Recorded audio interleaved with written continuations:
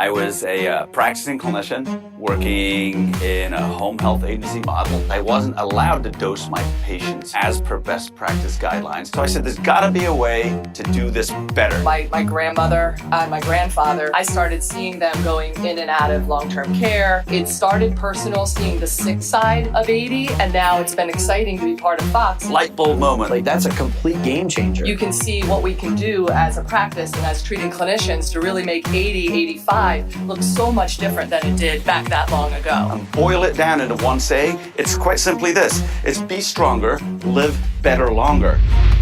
Welcome to Fox Rehabilitation's Live Better Longer podcast, the podcast dedicated to clinicians who work with older adults. My name is Jim Shear, and today we are closing out Occupational Therapy Month with a doozy of an episode. Where do I even start?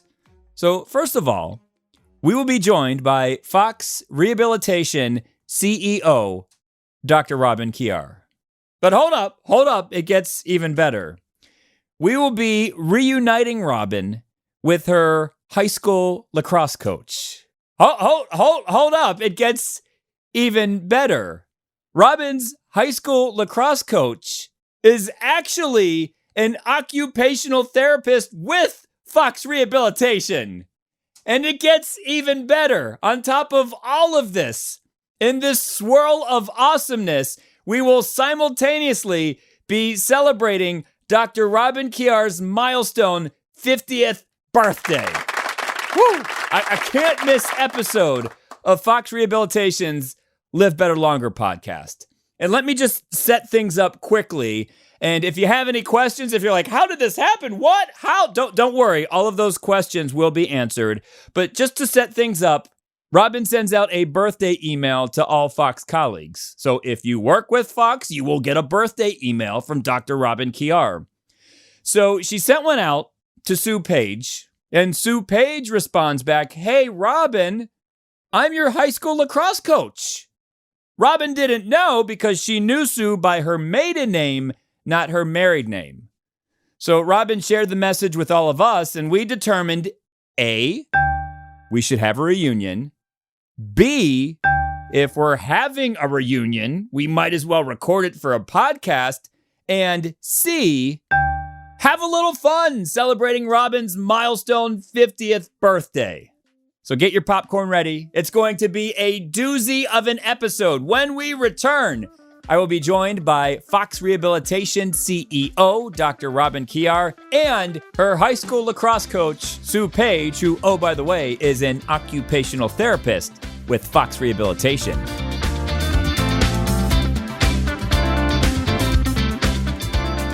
Question: what drives you? Craft, cause, or community? At Fox, we get it. We understand that there is a spark that motivates us to take patients to levels they never thought possible. When we grow as people and professionals, our drive evolves. So what ignites your passion? If it's either of the three C's, craft, cause, or community, we are looking for you to join our Fox talent community. And here's how you do so. Go to the website, careers.foxrehab.org. Click on the link, join now. It's that simple. You'll be the first to know about new job openings, you'll build your professional network, and you will stand out from other applicants.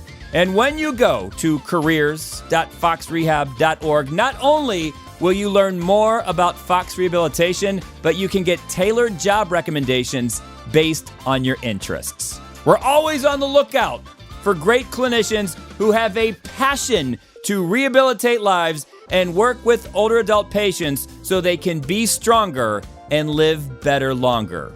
If you are interested, once again, go to the website careers.foxrehab.org.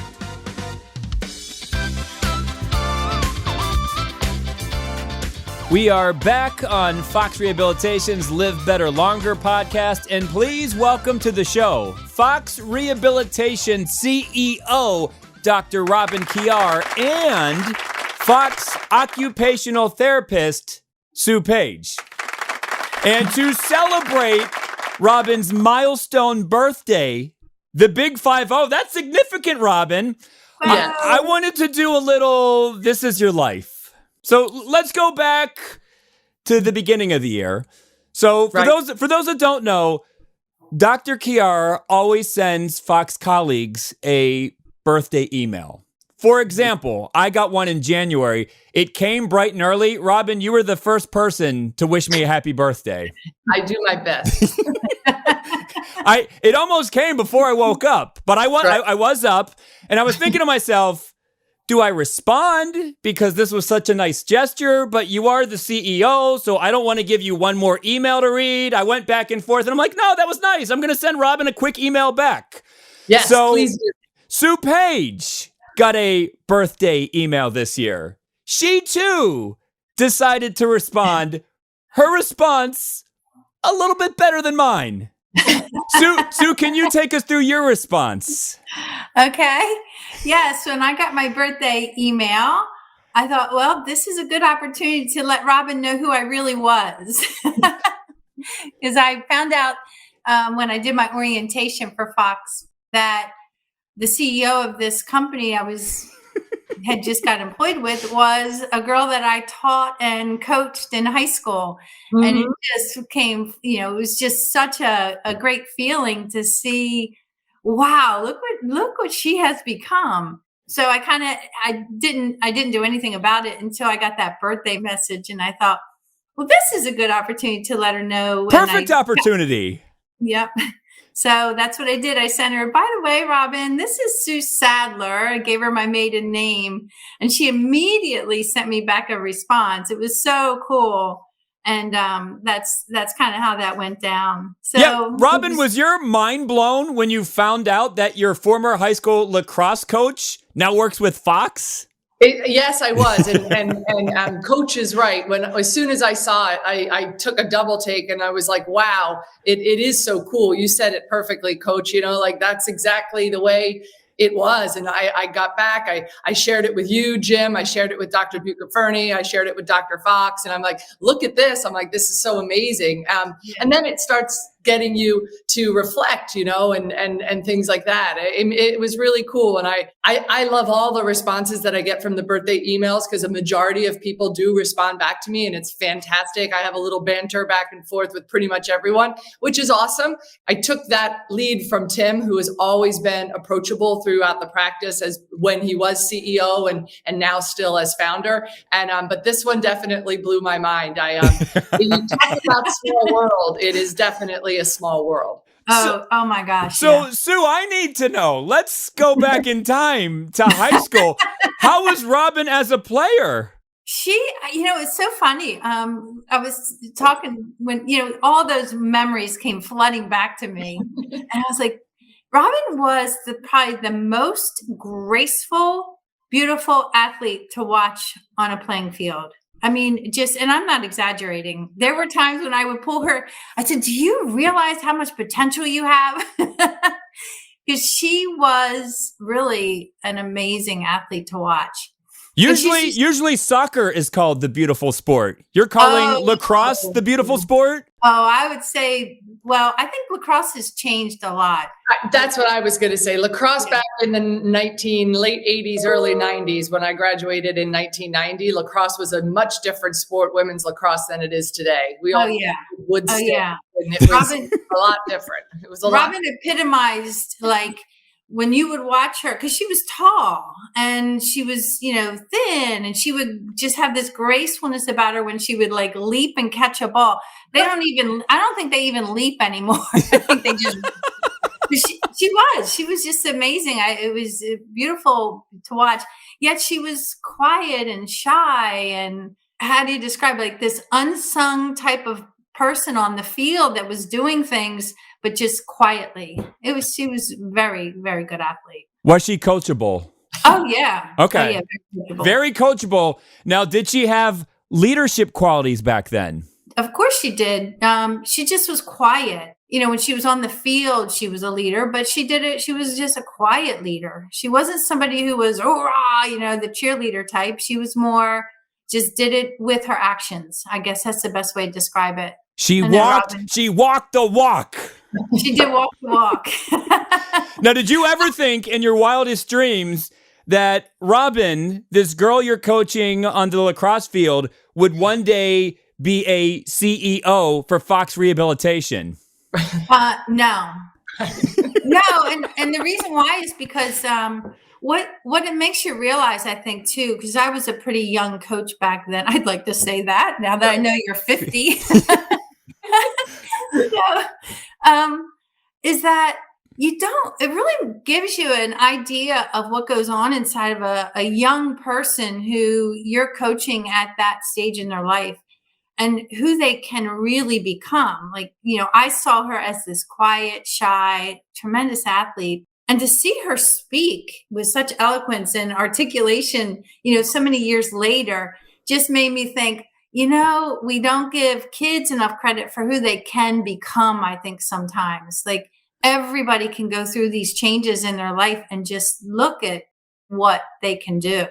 And I think it makes me realize that underneath that quiet and shy was this really not so shy person, not so a much more driven person. Does that make sense? Yes. Kind of, Robin, if you feel that same way. Sue, I got goosebumps when you were saying all that. Yeah, that's that. It is funny and it is true. Like, regardless of, being in front of the cameras and doing it, Jim is he's pulling teeth for me as far as getting me out in front of the camera. And it's funny because we were in a meeting a couple weeks ago and I said that I'm the type of CEO and I'm the type of leader that likes to fade into the wallpaper, so to speak, like do my job, do it well. But, I think all of the practice that has been around and interacted with Dr. Fox, we're completely separate types of leaders as it relates to outward facing, maybe. Would that be right, Jim? But at the end of the day, I think you can be effective both ways. And it's just, different ways of expressing yourself, maybe. Oh, but yeah. You're right. Looking back at it, that's probably the person that everybody saw in high school. So Sue, I was speaking with Robin, and she said you were a big reason that she went on to play Division I lacrosse at UConn. Is that true? That's true, Robin? Coach Sadler taught us as well. I started school at Morristown Friends School back in 7th grade. So, I had interaction with her through physical education as well as field hockey and lacrosse throughout my career at Morristown Friends from 7th grade through 12th grade. And, when you're led by a coach that is hard, but then also supportive, team is really great. It teaches you team dynamics. It teaches you how to be strong. It teaches you how to work, very similar to the Fox team spirit. Things have to go right. We hold each other to levels that you're supposed to. You're supposed to be there to practice. You're supposed to finish your sprints. You're supposed to finish you're supposed to go to the preschool Muirstead lacrosse camps, like all these things that you're supposed to do in order to work together to make things go right. And it's no different then than it is now. And to have someone who was an influence in my life from 7th grade through 12th grade is a big deal. And it's not something I probably would have reflected on had Coach not reached out on that email and said, hey, by the way, guess who I am, so to speak. So it really is a truly reflective time where you can see where your current personality and your current situation, there was a catalyst there. And so I thought that was pretty neat when Jim and I were doing some pre-talk on this interview that kind of popped into my brain. Yeah. Yeah, Sue, do you keep tabs on former players? Did you know that Robin went on to play for UConn? Oh, yeah. Because I was pretty instrumental with my, I wanted my players who, if that was one of their goals and they wanted to do that, encourage them to go on and play at college, especially somebody who's talented. I mean, it was not easy to go to a Division I school and play sports. It's a big commitment. Yeah. And I stayed for 2 years at UConn, and then I had gotten into the Jefferson program where I could get my bachelor's of science and my master's in science concurrently in physical therapy. So I had transferred out of UConn after my sophomore year, but obviously for really great reasons, because, that's where I had the opportunity to attend university at Thomas Jefferson University, actually be in the class, in Dr. Fox's class. doctor then. Dr. Fox's class then, we graduated physical therapy school together in 95, but it was a fantastic experience to be able to play competitively at that level, especially coming from a small school. There's certain public schools that were always kind of identified as the it schools for the top end players. And it was kind of fun to be able to come out of the Friends League and the Friends School system and be able to compete. So that was neat in my opinion, even if it was just for the 2 years. Yeah. And if I recall, Robin, you as a senior, I believe you got some pretty good awards with Burlington County All-Stars, all South Jersey All-Stars. I know that you were on some of those lists. Am I right in remembering that? Yeah, yes. Absolutely. So, it wasn't just, you have to remember, it's not just, my judgment of Robin at that time. It's other coaches who had also come into contact with her and had seen her play and have seen her as an athlete. I also think it's so funny that, that's where I did my master's degree is at Thomas Jefferson. That's great. Isn't that funny? Great. Yeah, you're right. That is funny. And it's definitely a small world. And you're right. There were great coaches. I played pretty competitive in basketball with Coach McAleer and some other folks that were at Morristown Friends. And it was something that I always was interested in, sports and participation, either on an individual level in the swimming or team level in lacrosse, basketball, tennis, field hockey. So it was something that I always was interested in. But you're right. But it's just neat to identify groups or individuals that kind of helped you along the way to be the person that you are. And, Coach Sadler was definitely Sue Page, Coach Sadler. That's right. Yeah. And Robin, we survived middle school together. Exactly. Yeah, that was definitely a feat, right? It was fun. Sue. Yes. Sue, can I talk about the second part of the story? So you leave coaching and you become an occupational therapist. So quickly take us through that journey. And then how did you end up with Fox? Yep. So I left teaching when I got married. I ended up getting married and we adopted 2 kids. That's when the name change happened. Yeah. And so I had left Morristown Friends probably, I think Robin's class did me in. No, I'm just kidding. No, she was so good. She was so good. You would never coach anyone better. That's why you had to retire. It was so funny. No, I was ready to make a professional change. So I had gone to another school district, and that's where I met my husband at the time. And when we got married, I stayed home with my 2 kids. And so I did not go back into teaching. So I left teaching in 1994. 1995 was when we brought Michael home. And so I have a boy from Russia and my daughter's from Latvia. Mm-hmm. And so once we adopted Michael, I then became a stay-at-home mom. When they got into grade school, I did not want to go back into teaching. I kind of had done it, just wanted something different. So I started umpiring lacrosse while the kids were young. And really got into that NCAA umpiring, lacrosse, and actually field hockey. And then, long story short, started researching what did I want to do as a profession. So I started doing some personal training, working in a chiropractic office, specializing with corrective exercise, and then opened up my own little business within that chiropractic office. And it just wasn't enough. I was like, this is just not enough. And there was an occupational therapist in our practice who had an office. And I became interested in that and just kind of researched it and then went back to school, got my prerequisites and got accepted into Thomas Jefferson. I think I was the oldest student ever in their OT program. Then I worked in New Jersey for a year and a half and then my daughter's was a student at Savannah College of Art and Design. And I decided to come down and live closer to her down. And so I moved down to Hilton Head.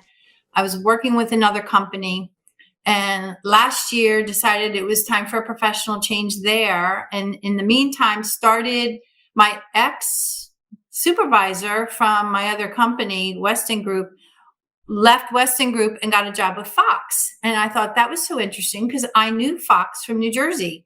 And I knew a lot of my classmates had gotten jobs with Fox. And I thought, wow. Did you know that Robin was the CEO? No. Whoa. No, I did not know. And I just reached out and saw an ad. And I thought, let me just reach out to Will Stalker, actually. And so this story it is kind of funny. So I reached out to him, and then he called me back, and he had talked to Rodney. And at the time they were looking for somebody in Georgia. So I thought, oh, that's, I understand. So I had decided that I had really needed to make a professional change with this other company. And I was going to resign my position and then go PRN at the local rehab hospital, which is what I also worked there and really liked it. In the airport with my daughter, when Will Stalker calls me, and this is months later, and says, "Hey, Sue, are you still interested in Fox?" And I said, "Yes, I'd love that." So at my mom's in Maryland, I had an interview with Rodney. On my way back in the airport, I am sitting there with my daughter, and I get Will Stalker's call again. Same booth, same place. It was so weird to offer me the job. And that's how I came into Fox. The timing was amazing. And years later, you are reunited with Robin. Yeah. That's a great origin story. So I'll get you out of here on this. Question for Robin. Robin, will you go big for 50? What do you mean? You going to celebrate big? You going to do something where you would cross something off your bucket list? Or will it be understated like you were as a high school lacrosse player?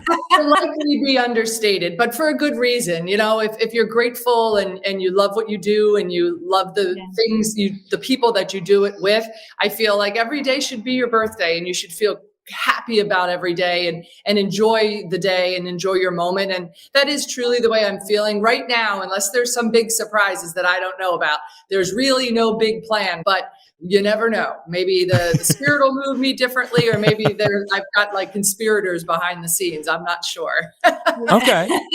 Well, happy big 50. 50 years strong. Strong. Yeah. That is right. Yeah, we are. We're strong. And thank you guys. And Coach Sadler, thank you so much for having reached out. It's super. And this was fun. And this isn't the last time we'll stay in touch. Well, Robin and Sue, thank you for making this happen. Full circle moment. Happy birthday, Robin. Happy birthday. And thank you. God bless you. Bye. And that right there, that's how you close out Occupational Therapy Month. So, for Dr. Robin Kjar and Sue Page, my name is Jim Shear, and we will see yins later.